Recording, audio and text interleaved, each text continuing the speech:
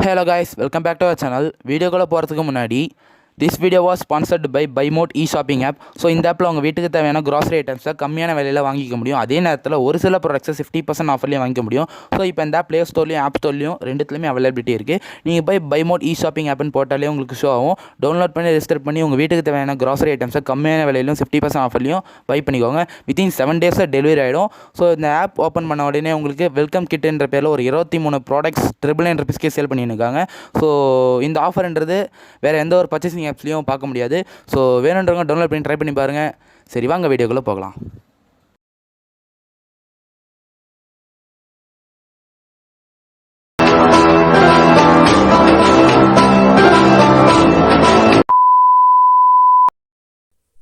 ஓம் நம சிவாய.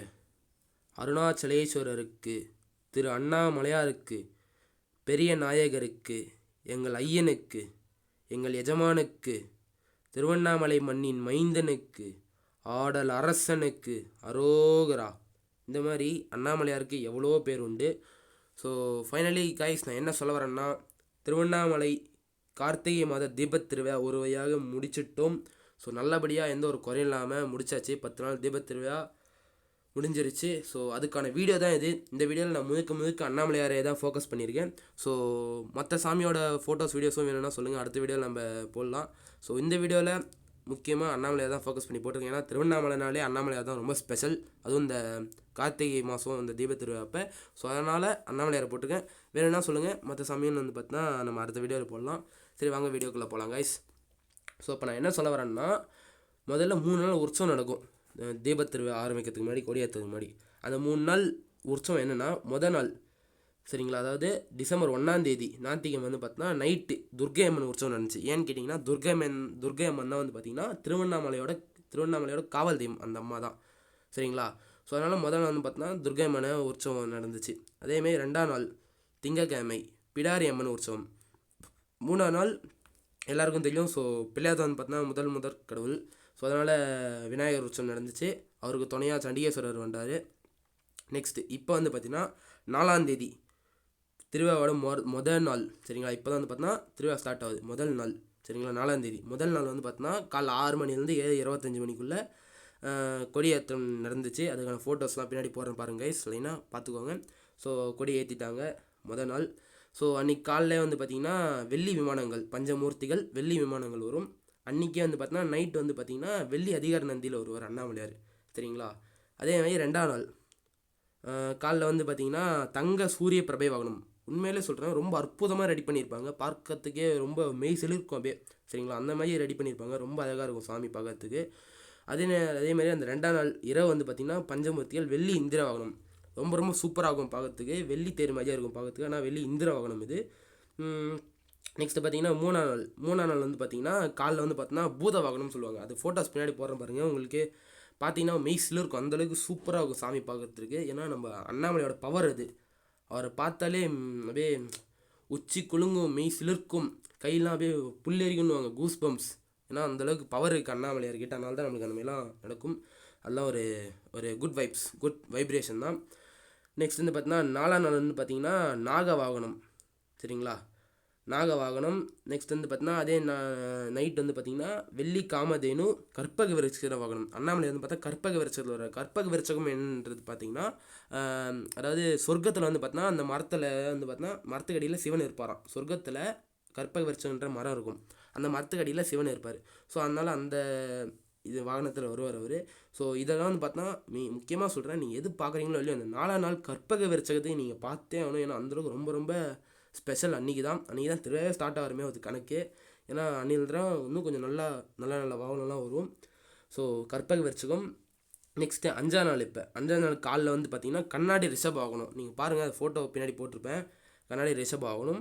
நெக்ஸ்ட் அன்றைக்கி நைட் வந்து பார்த்திங்கன்னா பஞ்சமூர்த்திகள் வெள்ளி பெரிய ரிஷப வாகனம். ஸோ வந்து பார்த்தோன்னா எல்லா வாகனத்தை விட இந்த வெள்ளி ரிஷப வாகனன்றது தான் ரொம்ப பெருசாக இருக்கும். வேறு ஒன்றும் இல்லை, நந்தி தான்.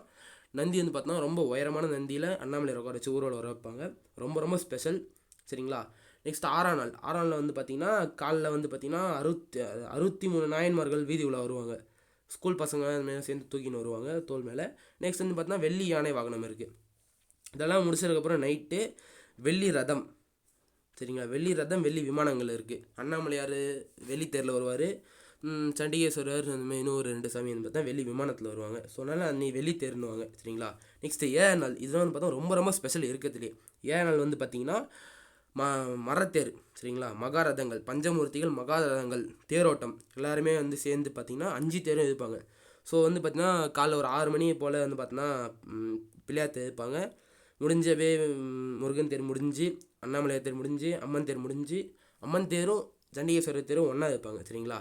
ஸோ இதுங்களாம் முடித்ததுக்கப்புறம் மறுநாள் 8ஆம் நாள் வந்து பார்த்திங்கன்னா காலையில் குதிரை வாகனம். சரிங்களா. அதே மாதிரி மாலை நான் வந்து பார்த்தா பிச்சாண்டவர் உற்சவம் இருக்குது 4:30 மணிக்கு.